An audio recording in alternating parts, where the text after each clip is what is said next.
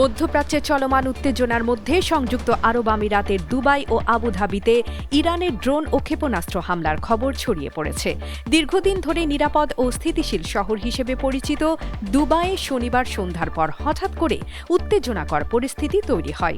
স্থানীয় সময় সূর্যাস্তের কিছুক্ষণ পরেই পারস্য উপসাগরীয় অঞ্চলের বিভিন্ন দেশের দিকে ইরানের ড্রোন ও ক্ষেপণাস্ত্র ধেয়ে আসতে শুরু করে বলে জানা যায়। পরিস্থিতি মোকাবেলায় সংযুক্ত আরব আমিরাত, কাতার, সৌদি আরব ও বাহরাইনের আকাশ প্রতিরক্ষা ব্যবস্থা সক্রিয় হয়ে ওঠে। রাতের আকাশে ক্ষেপণাস্ত্র প্রতিরোধী ইন্টারসেপ্টর ছুটে যেতে দেখা যায়। এ সময় বহু পর্যটক পরিস্থিতি সম্পর্কে প্রথমে কিছুই বুঝতে পারেননি, কারণ কোথাও কোনো এয়ার রেড সাইরেন বা প্রকাশ্য সতর্ক সংকেত শোনা যায়নি। স্থানীয় ফোন নম্বর ব্যবহারকারী বাসিন্দাদের মোবাইলে সরকারি সতর্কবার্তা পৌঁছালেও অনেক বিদেশি নাগরিক শুরুতে ঘটনার প্রকৃতি বুঝতে পারেননি। রাত বাড়ার সঙ্গে সঙ্গে দুবাই ও আবুধাবি বিমানবন্দর এলাকায় আগুন ও ধোঁয়ার খবর পাওয়া যায়। ড্রোনের ধ্বংসাবশেষ পড়ে সেখানে ধোঁয়ার সৃষ্টি হয় বলে বিভিন্ন সূত্রে জানানো হয়েছে। দুবাইয়ের জেবেল আলী বন্দর এলাকা থেকেও ধোঁয়া উঠতে দেখা যায়।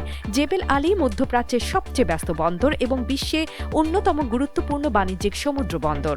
এছাড়া দুবাইয়ের প্রতীক স্থাপনা বুর্জ আল আরবের কাছেও ড্রোনের ধ্বংসাবশেষ পড়ে আগুন লাগার খবর পাওয়া যায়। তবে এসব স্থাপনা সরাসরি লক্ষ্যবস্তু ছিল নাকি কাছাকাছি মার্কিন সামরিক স্থাপনাকে লক্ষ্য করে চালানো হামলার অংশ ছিল তা এখনও স্পষ্ট নয়।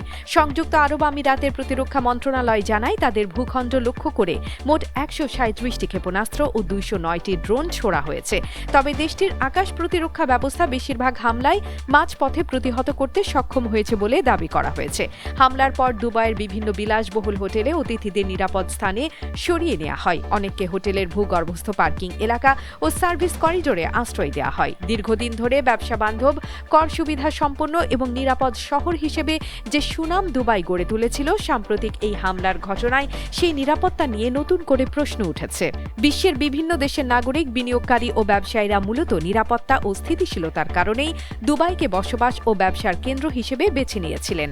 তবে হামলার পর সামাজিক যোগাযোগ মাধ্যমে এক বার্তায় আমিরাতের বিশ্লেষক আমজাদ তাহা দাবি করেছেন, পরিস্থিতি দ্রুত নিয়ন্ত্রণে আনা হয়েছে এবং সংযুক্ত আরব আমিরাতে জীবন ও ব্যবসা কার্যক্রম স্বাভাবিকভাবেই চলবে।